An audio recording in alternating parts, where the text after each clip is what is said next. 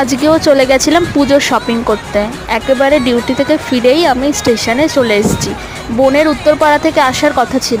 উত্তরপাড়া থেকে টোটোতে 10 মিনিট, দেন বিশাল, তারপরে ট্রেন্ডস, প্যান্টালুন, যাই হোক সেসব কথায় আসছি না। প্রথমে চলে গেছিলাম বিশালে, মানে আমরা গেছিলাম পূজার কেনাকাটা করতে। তো ড্রেসেস একটাও পছন্দ হয়নি, কালেকশন একটাও ভালো ছিল না।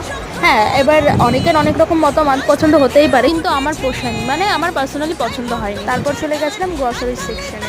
গিয়েছিলাম তো পুজোর শপিং করতে, বাট আর কি করা যাবে, যেহেতু আউটফিটগুলো পছন্দ হয়নি একটাও, তাই আদার্স যে কালেকশনগুলো আছে সেখান থেকে কিছু নিচ্ছি। আর সত্যি কথা বলতে জানো তো, এই কর্নারটায় গিয়ে আমি একদম আটকে গেছিলাম।